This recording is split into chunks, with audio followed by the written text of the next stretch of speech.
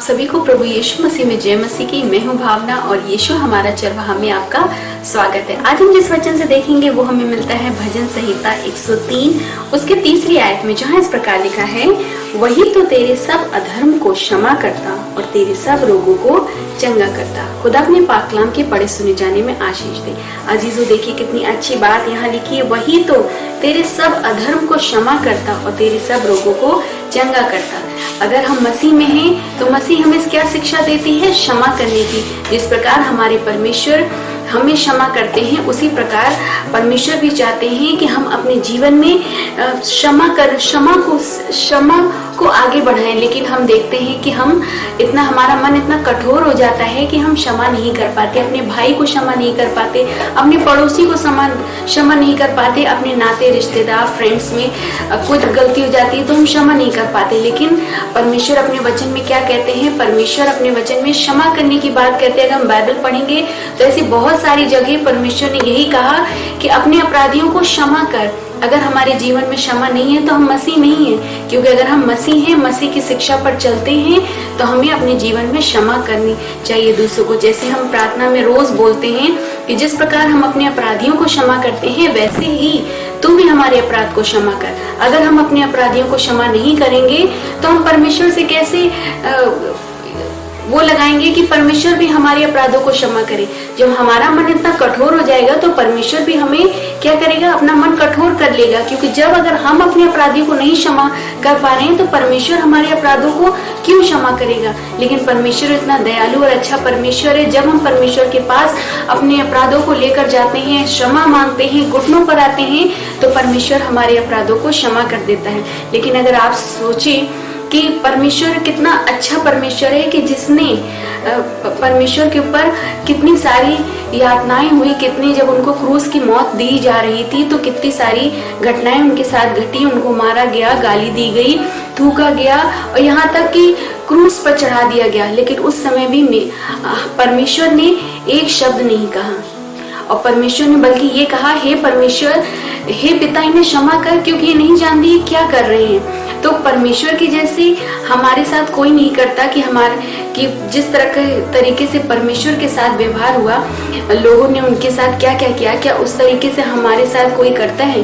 कोई नहीं करता। लेकिन फिर भी हम क्षमा नहीं कर पाते। लेकिन परमेश्वर के जीवन को देखिए कि परमेश्वर के साथ इतना कुछ होने पर भी परमेश्वर ने दूसरों को क्षमा किया। आज परमेश्वर भी हमसे यही चाहते हैं कि हम दूसरों को क्षमा करें, अपने भाई को क्षमा करें।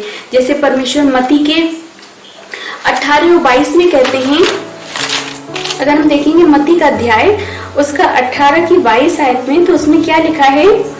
मैं तुमसे ये नहीं कहता कि 7 बार वरन 70 बार के 70 गुने तक माफ करने की परमेश्वर यहाँ बात करें। 7 बार नहीं बल्कि 70 गुने तक माफ करने की बात कर रहे हैं। तो अगर हम इस वचन को पढ़ते हैं तो हमें वचन के अनुसार ही अपने जीवन में आगे बढ़ना है। हमें उस तरीके से नहीं बनना है कि हमें अपना घर किसमें बनाना है। परमेश्वर के वचनों से अगर हम अपनी मजबूती रखेंगे तो हमारा घर उस पत्थर की चट्टान पे होगा कि आंधी आएगी और सब चीजें होंगी, लेकिन वो गिरेगा नहीं, वो स्थिर रहेगा। लेकिन अगर हम अपना वचन को सुनकर निकल जाएंगे और परमेश्वर के वचनों पर नहीं चलेंगे तो हम अपना घर उस बालू पर बनाएंगे कि आंधी आएंगी, तूफान आएंगी, परेशानी आएंगी और वो गिर जाएंगे। लेकिन हमें अपने आप को परमेश्वर के वचन के अनुसार चलना है। आज बहुत अच्छा मौका है कि आज ही अगर आप इस वचन को देख रहे हैं तो अपने जीवन में जरूर क्षमा को लेकर आए, क्योंकि परमेश्वर ने हमें जैसे क्षमा किया, हमें भी दूसरों के अपराधों को क्षमा करना है। क्योंकि परमेश्वर के जैसा व्यवहार हमारे साथ कोई नहीं करता कि हम उसको क्षमा नहीं कर पाए। हमें अपने मन को आज नर्म बनाना है, क्षमा में आगे बढ़ना है। जब हम छोटे बच्चे भी रहते हैं तो माता पिता भी हमें यही शिक्षा सिखाते हैं ना, कि जब हम अपने मम्मी पापा से गुस्सा होते हैं तो क्या उनसे गुस्से ही हो जाते हैं? नहीं ना, हम उससे फिर बोलते हैं, फिर उन्हें क्षमा करते हैं। तो आज इसी प्रकार हमें दूसरों को भी क्षमा करना है। हम जानते हैं दूसरों को क्षमा करना बहुत ही मुश्किल होता है कि एक बार अगर आपका कोई दिल दुखाता है तो आपका मन वहां से हट जाता है और आप नहीं चाहते कि दोबारा वो व्यक्ति आपके जीवन में आए या आप उसे क्षमा करें। आप मुंह से तो बोल देते हैं मैंने उसे क्षमा किया, लेकिन जब वो पास आता है तब आपके व्यवहार से वैसा प्रतीत नहीं होता कि आपने उसे क्षमा किया है, क्योंकि मात्र कह देने से यहाँ नहीं है, बल्कि अगर हमने क्षमा किया है तो हमें दिल से क्षमा करना है। वो हमारे पास आए तो हम उससे हंस के बात कर सके, बोल सके, बैठा सके, क्योंकि हमने उसे क्षमा कर दिया। और जब एक बार हम क्षमा कर देते हैं तो हमें उसको स्मरण नहीं करना है। जैसे आज की वचन जो पढ़ी गई भजन संहिता 103 कि आज जैसे हमने पढ़ा था भजन संहिता 103, तो उसमें जैसे अगर हम देखेंगे भजन संहिता 103 के 10 में क्या लिखा है, उसने हमारे पापों के अनुसार हमसे व्यवहार नहीं किया, ना हमारे अधर्मों के कामों के अनुसार हमको बदला दिया। बल्कि परमेश्वर ने हमारे पापों के अनुसार हमसे कभी व्यवहार नहीं किया, ना हमारे अधर्म के कामों के अनुसार हमको बदला दिया, बल्कि उसने हमें क्षमा किया। और जब परमेश्वर ने अगर 12वें आयत में पढ़ेंगे तो वहां लिखा है, उद्यांचल से अस्त्यांचल जितनी दूर है उसने हमारे अपराधों को हमसे उतनी ही दूर फेंक दिया है। और परमेश्वर जब एक बार हमारे अपराधों को क्षमा कर देते हैं तो उसे स्मरण नहीं करते। तो इसी प्रकार आज हमें भी अगर हम दूसरों के अपराधों को क्षमा करना है तो हमें स्मरण नहीं करना है, केवल मुंह से कहना ही नहीं है कि हमने उसे क्षमा किया, बल्कि जब पास आना है तो हमें उससे बातें करनी है, उसके साथ समय बिताना है, क्योंकि तभी तो हमें पता चलेगा कि हमने उसके अपराधों को क्षमा कर दिया। हम जानते हैं क्षमा बहुत ही एक कठिन शब्द है कि हम दूसरों को क्षमा नहीं कर पाते, लेकिन अगर हम मसीह हैं, परमेश्वर के वचन को पढ़ते हैं, तो आप क्षमा को जरूर अपने जीवन में लाएं। अगर आप क्षमा मांगेंगे तो आपके क्षमा परमेश्वर जरूर करने वाला है। जैसे कि आज के वचन में है कि उसने हमारे सब अधर्म को क्षमा किया और हमारे सब रोगों को चंगा करता है, क्योंकि परमेश्वर के लिए कुछ भी नामुमकिन नहीं है। परमेश्वर के लिए कोई बीमारी बड़ी नहीं है। अगर आप परमेश्वर के पास जाएंगे, पश्चाताप करेंगे, अपने गुनाहों की माफी मांगेंगे, तो आप जो चाहेंगे परमेश्वर देगा, क्योंकि परमेश्वर हमारा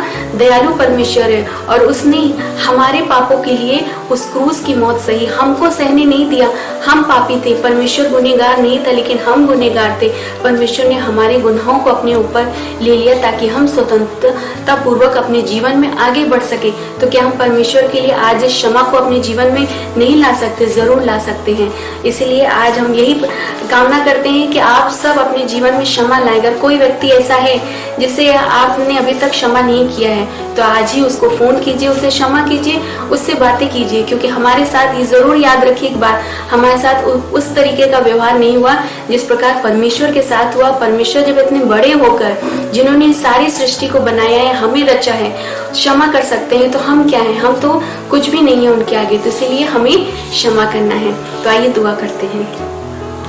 है हमारे महान जीवित अन्यायकारी परमेश्वर, हम आपके पास आते हैं प्रभु जी, आपको धन्यवाद का बलिदान चढ़ाते हैं परमेश्वर, आज के इस वचन के लिए परमेश्वर, जो वचन बोने का आपने हमें मौका दिया परमेश्वर, कि हम अपने जीवन में प्रभु जी क्षमा को ला सके परमेश्वर।